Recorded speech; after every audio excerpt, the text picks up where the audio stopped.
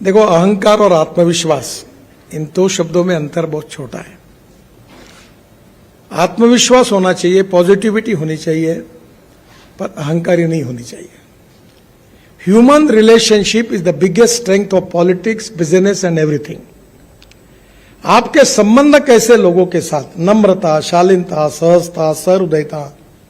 ऐसा कहते हैं कि जितना विद्वान है, जितना धनवान है, उतना नम्र होगा, तो वो उसकी विद्वत्ता और उसकी नम्रता के कारण उसका व्यक्तित्व और खुलता है। तो हम एक अच्छे ह्यूमन बीइंग बने, ये भी इंपॉर्टेंट है।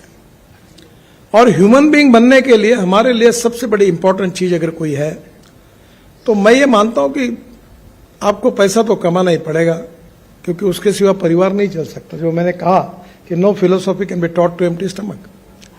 पर उसके साथ साथ social consciousness, social awareness, social responsibility, social sensitiveness is equally important. और अगर ये हमारे बीच में नहीं होगा, एक साइड में हम बहुत विद्वान होंगे और बहुत धनवान होंगे, तो लोग आपके सामने नहीं बोलेंगे। और इसलिए मैंने कभी कभी, मुझे बहुत अच्छा जीवन में अनुभव आया कि मुंबई में काफी दिन रहा, तो बड़े बड़े फिल्म स्टार, अमिताभ बच्चन से लेकर अनेक तक, क्रिकेटियर्स, सुनील गावस्कर लेकर सचिन तेंदुलकर, सब मेरे मित्र रहे। तो मैंने एक एक को देखा, और दिल्ली आकर मुझे बिल गेट्स से लेकर अनेक लोगों को मेरे घर पर उनको मिलने का मौका मिला। तो मुझे एक मित्र ने, मुझे, ये सब लोग बड़े ही लोग हैं, तो एक बार उसने मुझे पूछा कि तुम दिल्ली में रहते हो, रोज तुम्हारी नए नए लोगों से मुलाकात होती है, तुम्हारा क्या ऑब्जर्वेशन है? तो मैंने उनको, एक मेरे मुंह से निकल गया कि जिन लोगों को मैं बहुत बड़ा समझ रहा था, उसके नजदीक जाने के बाद, अनुभव लेने के बाद मुझे पता चला कि मैं उनको जितना बड़ा समझ रहा हूं उतने वो बड़े नहीं है। और जिन लोगों से मैं बहुत छोटा समझ रहा था दूर से, उनको, जो गरीब थे, अशिक्षित थे, अनएजुकेटेड थे, पर उनके नजदीक जाने के बाद उनके कुछ गुणों को देखने का मुझे जब मौका मिला, तब मुझे लगा कि मैं इनको बहुत छोटा समझ रहा था, ये बहुत बड़े हैं।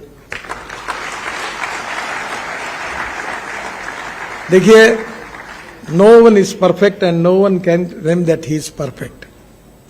उत्तम, अधिक उत्तम, सर्वोत्तम, up to infinity. No one is perfect. ऐसा व्यक्ति भगवान ने तैयार नहीं किया है।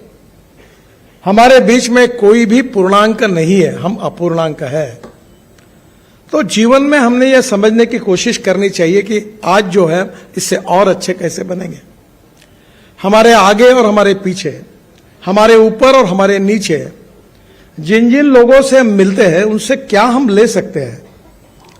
मैं इंजीनियर नहीं हूं, मुझे बहुत लोगों में एक मिस इंप्रेशन है कि मैं बहुत ज्ञानी हूं, मैं विद्वान भी नहीं हूं। मुझे आज 8वीं डिलीट मिल रही है, पर मैं उसके लायक नहीं हूं। मैं डॉक्टर नहीं लगा था, क्योंकि मैं 75 में जब HSC में था, तो इमरजेंसी आई, तो मैं इमरजेंसी के खिलाफ जयप्रकाश जी से आंदोलन लेकर मैं वो साइकिल मशीन पत्रक निकालना, उसके पीछे भिड़ गया। तो नेचुरली मेरा परसेंटेज 52% मिला। तो मेरे घर में मेरी बहन थी और हमारे जो दामाद थे, जवाई थे, वो भाभा एटॉमिक रिसर्च सेंटर में न्यूक्लियर साइंटिस्ट थे। तो सबको लगता था, ये क्या, घर में ये अपेक्षा थी माँ की और बहनों की कि मैं डॉक्टर बनूं, मैं इंजीनियर बनूं, मैं नौकरी करूं कोई। तो मुझे माँ कहती थी कि अरे नौकरी करो, कहीं तो भी लग जाओ, बैंक में लग जाओ, टीचर बन जाओ, हर महीने में सैलरी मिलती है। एक दिन मैंने तंग आकर माँ को कहा, माँ मैं नौकरी मांगने वाला नहीं, मैं नौकरी देने वाला बनूंगा। तो उसने मुझे कहा, तुम्हारे पास पैसे कहाँ हैं? ये एक इंपॉर्टेंट चीज होती है कि लोग पूछते तुम्हारे पास क्या है। वो दीवार में था ना डायलॉग, शशि कपूर और अमिताभ बच्चन के बीच में था। तो शशि कपूर को अमिताभ बच्चन बोलता है कि मेरे पास बिल्डिंग है, गाड़ी है, कार है, ये है, वो है, तुम्हारे पास क्या है? तो शशि कपूर बड़े इससे इमोशनली कहता है, मेरे पास माँ है। वैसे मैंने उनको, माँ को वैसे ही कहा। उस समय दीवार, मैं भी अमिताभ बच्चन को परसों दिन भर साथ थे, तो मैं उनको कह रहा था कि आपका जंजीर की फाइट, मैं उस समय 3rd क्लास में पिक्चर देखता था, यानी उस कैटेगरी में था कि सिनेमा सामने से और नाटक पीछे से। तो मैं बोला अमिताभ जी, वो जंजीर में प्राण के साथ आपकी फ्लाइट अभी भी भूला नहीं हूं, और थर्ड क्लास में बैठकर सीटियां बजा बजा कर एंजॉय करते थे, क्या मजा आती थी। दीवार और जंजीर की बात कर रहा था, हमारा दिन भर शूटिंग था। तो उन्होंने कहा नितिन जी, मेरी एक फिल्म अच्छी चल जाती है तो लोग 6 महीने याद रखते हैं, और गाने अच्छे होते हैं तो साल भर याद रखते हैं, पर हम मुंबई कर आपको जीवन भर याद रखेंगे, क्योंकि रोज घर से निकलते तो फ्लाईओवर के कारण, वर्ली बांद्रा के कारण, मुंबई पुणे एक्सप्रेस हमारे रोज समय बचता है, नहीं तो हमारी हालत खराब हो जाती थी। तो हम आपको जीवन भर याद रखते हैं। अब हमारी फिल्म में 1 साल ही याद रखते हैं। जब उन्होंने कहा तब मुझे लगा मैं तो भूल गया, वो पुरानी बात हो गई। क्योंकि हमारे यहाँ एक बहुत अच्छी बात है, मराठी में एक बहुत बड़े साहित्यिक थे शिवाजी सावंत, उनकी हिंदी में एक मृत्युंजय करके मराठी में किताब थी, बहुत सुंदर किताब है, बहुत सशक्त लेखक थे।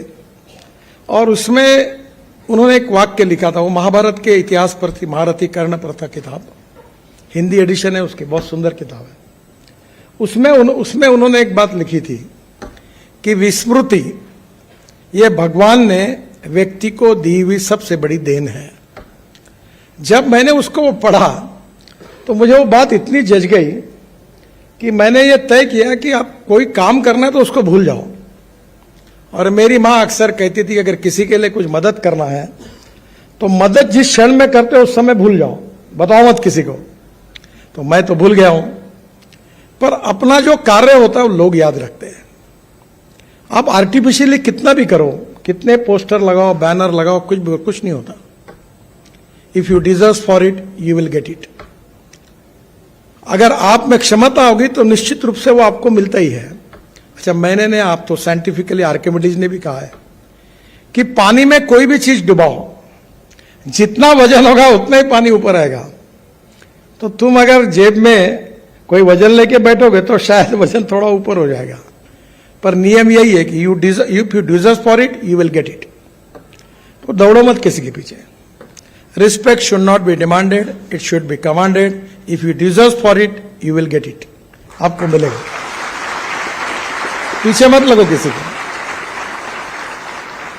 और इसलिए आपका अब जीवन जो है, हमारे प्रधानमंत्री जी ने कहा है कि आत्मनिर्भर भारत, $5 ट्रिलियन इकोनॉमी, वर्ल्ड की तीसरी बड़ी अर्थव्यवस्था, ये किसके भरोसे होगा? ये आपके भरोसे होगा, और ये आपको बनाने का है। और इसमें सबसे इंपॉर्टेंट कुछ है तो टेक्नोलॉजी, इनोवेशन, रिसर्च, साइंस, ये इंपॉर्टेंट है। और आपको मैं बताता हूं कि हमारे यहां स्टार्टअप आ रहे हैं, नए नए लोग आ रहे, इतने प्रयोग कर। मैं ऑटोमोबाइल सेक्टर में उसका मंत्री हूं। मैंने अभी मर्सिडीज की एक कार लॉन्च की, इलेक्ट्रिक की। तो जर्मनी से जो चेयरमैन आए थे मुझे बता रहे थे कि इसके बाद हम केवल इलेक्ट्रिक गाड़ी बनाएंगे। अब एलएनजी का एक ट्रक मैंने चाकण में ब्लू एनर्जी का ये किया, जो एक समय 1600 किलोमीटर चलता है, डीजल की तुलना में 50 मीटर कॉस्ट बच जाती है। आज जब मैं इलेक्ट्रिक गाड़ी की बात करता था, इलेक्ट्रिक स्कूटर की, कार की, बस की, तो लोग मुझे सवाल पूछते थे कि रास्ते में बंद होगी तो क्या होगा। दुनिया भर के सवाल पूछते थे पत्रकार, अब कोई नहीं पूछता। अब इलेक्ट्रिक बसेस आ गई, 5 साल के अंदर इस देश में पूरी इलेक्ट्रिक बसेस बन जाएगी, इलेक्ट्रिक कार आएगी। अब मेरे पास 3 कार है, इलेक्ट्रिक कार है, 100% इथेनॉल पर चलने वाली वर्ल्ड की पहली टोयोटा की इनोवा है, जो यूरो 6 के इमिशन नॉर्म्स को पूरी करती है। अगर पेट्रोल की तुलना में अगर उसका हिसाब लगाएंगे तो गाड़ी बिजली भी तैयार करती है, तो 25 रुपए लीटर पेट्रोल का भाव आता है, बहुत सुंदर है। हाइड्रोजन की कार है। मैं इसलिए हाइड्रोजन की कार मैंने लाई, उसका नाम है मिराई। उसकी एक कहानी है। मैं जब ये टीवी इंटरव्यू में, आजकल मैं तो नहीं सुनता मेरे इंटरव्यू, पर मुझे यूट्यूब से 2.5 से 3 लाख रुपए महीना मिलता है, इसका मतलब लोग बहुत सुनते हैं। तो मेरे पत्नी ने एक बार खाना खाते हुए मुझे कहा कि आप बोल रहे हो कि पानी से हाइड्रोजन निकलेगा और हाइड्रोजन से गाड़ी चलेगी, तुम्हारे ऊपर मेरा ही तो विश्वास नहीं बैठता, तो लोगों का क्या बैठने वाला है? तब मेरे ध्यान में आया कि मेरे बीच में, मेरे और लोगों के बीच में बहुत बड़ा अंतर है। तब मैंने विक्रम किर्लोस्कर जो टोयोटा इंडिया के चेयरमैन थे उनको फोन किया, विक्रम मुझे हाइड्रोजन की कार चाहिए। बोले, वो बताने लगा, बोला I don't know reasoning, I like people who can get the things done. क्या प्रॉब्लम है वो तुम्हारे? नहीं वो ऐसा है, देखो एक बात याद रखो, I always telling to people, there are some people who convert problems into opportunities and there are some people who convert opportunities into the problems. मुझे मालूम नहीं, मुझे कार चाहिए। तो उसने मुझे कार लाके दी, उसका नाम है मिराई। मिराई यानी जापानी वर्ड है, उसका अर्थ होता है फ्यूचर। मैं जो आपको अपील करने वाला हूं वो फ्यूचर जो है, इसका मतलब hydrogen is a fuel for future. The futuristic vision, futuristic technology and a futuristic planning is very, very important. You can donate eye, but you cannot donate vision. Lack of vision is a problem. और उसमें काम करने के लिए strong political will, decision making capacity, team work, अगर ये तीन छोटी छोटी बातें आपके पास होगी तो you can make miracles. और हमारे देश में आज वर्ल्ड की सबसे ज्यादा इंजीनियरिंग ट्रेन मैन पावर अगर वर्ल्ड में किसी देश में है तो वह हिंदुस्तान है।